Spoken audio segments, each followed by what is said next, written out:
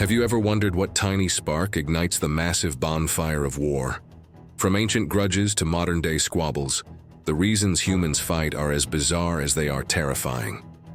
Get ready, because we're about to uncover the most shocking reasons wars have started throughout history.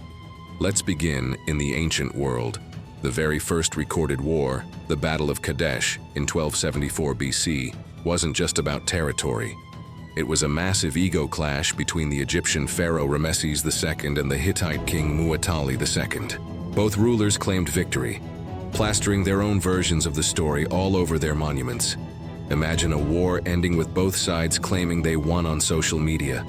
That's basically what happened, but with stone carvings. Think the Trojan War was all about a beautiful face? Think again. While Helen of Troy was the catalyst, the real prize was control over the Dardanelles Strait, a vital trade route. The Achaeans wanted to break Troy's stranglehold on Black Sea commerce. So, the legendary war sparked by a face that launched 1,000 ships was actually a high-stakes corporate takeover, ancient style. Ever heard of a war starting over chickens? In the 5th century BC, the sacred wars broke out in Greece. The initial conflict began when the Phocians cultivated land sacred to Apollo at Delphi, but things really escalated into a full-blown war when they were accused of stealing sacred chickens. Yes, holy poultry led to years of brutal conflict between Greek city-states. The Punic Wars between Rome and Carthage spanned over a century, but the first one kicked off in Sicily over a surprisingly small issue. A band of mercenaries called the Mamertines seized the city of Messana. When a local power tried to kick them out, the Mamertines appealed to both Rome and Carthage for help. Both powers showed up, looked at each other, and decided this was the perfect excuse to fight for control of the Mediterranean. It was a classic case of this town ain't big enough for the both of us. Now let's talk about the Peloponnesian War. We often think of it as a grand struggle between Athens and Sparta, but one of its major triggers was a trade dispute. Athens passed the Megarian Decree, an economic sanction banning merchants from the city-state of Megara from all ports in the Athenian Empire. This embargo crippled Megara's economy, and as Sparta's ally, they pressured the Spartans into declaring war.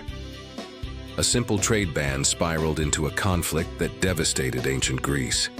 Moving into the medieval era, where faith, honor, and land fueled even stranger conflicts. The War of the Bucket in 1325 sounds like a joke, but it was deadly serious. Soldiers from Modena snuck into the rival city of Bologna and stole a common oak bucket from a well. Bologna demanded it back. Modena refused. The resulting war involved thousands of soldiers and left countless dead, all because of a stolen bucket that is, by the way, still on display in Modena. The Crusades are often painted as a holy war to reclaim Jerusalem. But a huge motivator was the Pope's promise of plenary indulgence, a get-out-of-hell-free card. For thousands of knights and peasants, this wasn't just about faith. It was a guaranteed ticket to heaven, no matter what sins they committed along the way. It was the ultimate spiritual loophole, weaponized to launch a 200-year conflict. In 1066, 3 different men believed they had the right to the English throne, leading to a chaotic year of invasions. Harold Godwinson was the elected English king, but then Harald Hardrada, the king of Norway, invaded from the north, claiming a forgotten pact. Just as Harold defeated him, William of Normandy invaded from the south, arguing the previous king had promised him the crown. A year of bloody battles for one throne, all based on conflicting promises. The 100 Years' War between England and France sounds like a straightforward fight over territory. But its origins lie in a complex family squabble. When the French king died without a direct heir, England's King Edward III claimed the throne through his mother, a French princess.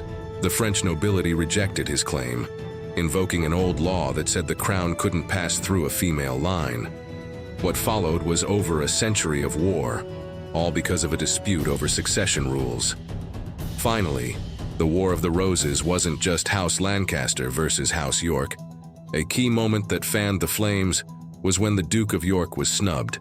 While King Henry VI was mentally incapacitated, Richard, Duke of York, was made protector of the realm. But when the king recovered, his wife, Margaret of Anjou, had Richard dismissed and exiled from court. This personal and political humiliation was a major catalyst that pushed the simmering rivalry into open civil war. Welcome to the early modern period, an age of empires, gunpowder, and truly peculiar reasons for bloodshed. The War of Jenkins' Ear began in 1739 after a Spanish Coast Guard commander sliced off the ear of a British sea captain named Robert Jenkins. 8 years later, Jenkins presented his pickled ear to the British Parliament as proof of Spanish aggression. Public outrage exploded and Britain declared war on Spain, all because of one preserved body part. The 30 Years' War was one of the deadliest in European history, but it started with a dramatic act of protest. In 1618, a group of Protestant nobles in Prague, angry with the Catholic emperor's policies, threw 2 of his representatives out of a castle window. They survived by landing in a pile of manure, an event known as the Defenestration of Prague. This single act of defiance lit the fuse for a continent-spanning religious and political war. Imagine starting a war over a dog. In 1702, the War of the Spanish Succession was raging. The French Princess des Ursins, a powerful figure in the Spanish court, had her beloved pet dog snatched by the rival faction. She was so furious at this personal insult that she successfully lobbied for the removal of a key general she blamed for the lax security.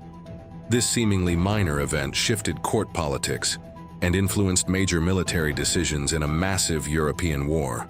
The American Revolution is famous for no taxation without representation, but it was the Tea Act of 1773 that pushed colonists over the edge. The act wasn't about raising taxes. It was a bailout for the struggling British East India Company, giving it a monopoly on tea sales. American smugglers and merchants were furious about being undercut. The Boston Tea Party wasn't just a protest against taxes. It was an act of economic rebellion against a government-sanctioned monopoly. In the 17th century, the Netherlands and the Isles of Scilly, a tiny archipelago off the coast of England, entered a state of war. The Dutch declared war to secure compensation after their ships were raided. The war was never fought, and peace was never declared. For 335 years, they were technically at war, without a single shot fired. Peace was finally signed in 1986, ending the longest and most peaceful war in history. Now, into the modern era, where industrial-scale conflict could be triggered by the most unexpected events. The Pig War of 1859 was a border dispute between the United States and Britain over the San Juan Islands. Tensions flared when an American farmer shot a British-owned pig for eating his potatoes. Both sides sent in troops and a full-blown war was narrowly averted. The only casualty of the entire standoff was the pig. World War I was a powder keg, but the spark was the assassination of Archduke Franz Ferdinand. The assassin, Gavrilo Princip, was part of a Serbian nationalist group. The complex web of alliances turned this single event into a global catastrophe. Austria-Hungary declared war on Serbia. Russia, allied with Serbia, mobilized. Germany, allied with Austria-Hungary, declared war on Russia and France. Then Britain, allied with France, declared war on Germany. One bullet ignited a world war. The Russo-Japanese War of 1904 shocked the world. A major unspoken cause was racial arrogance. The Russian Empire viewed Japan as a lesser, non-European power that could be easily defeated. This overconfidence led them to underestimate Japan's modernized military and naval strength. Russia's humiliating defeat was a wake-up call that challenged the global dominance of European powers. The Soccer War of 1969 between El Salvador and Honduras lasted only 100 hours, but its name is misleading. While riots during a series of World Cup qualifying matches were the immediate trigger, the real causes were deep-rooted disputes over land reform and immigration.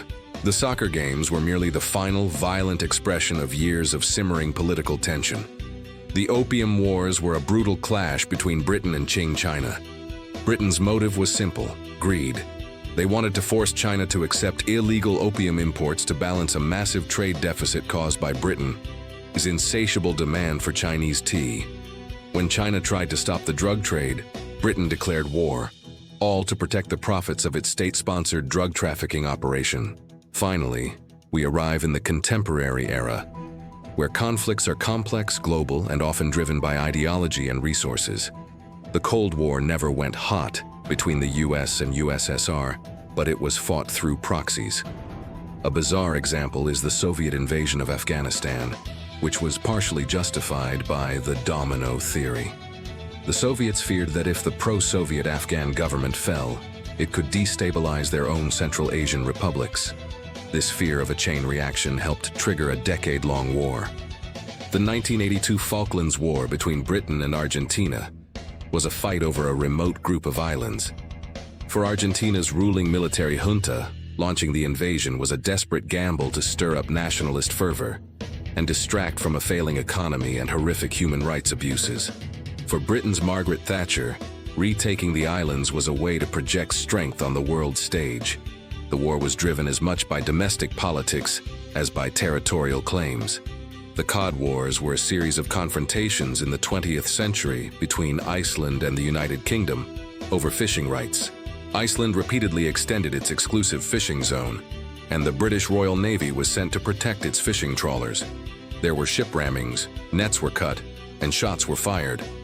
It was a bizarre, low-intensity conflict where two NATO allies nearly went to war over control of codfish stocks. The 1990 Gulf War was triggered by Iraq's invasion of Kuwait. While Saddam Hussein claimed Kuwait was historically part of Iraq, a key economic motive was to seize Kuwait's vast oil reserves and cancel the massive debt Iraq owed to Kuwait. The invasion was a bold, high-stakes move to solve Iraq's economic crisis through military conquest, prompting a massive international coalition to intervene.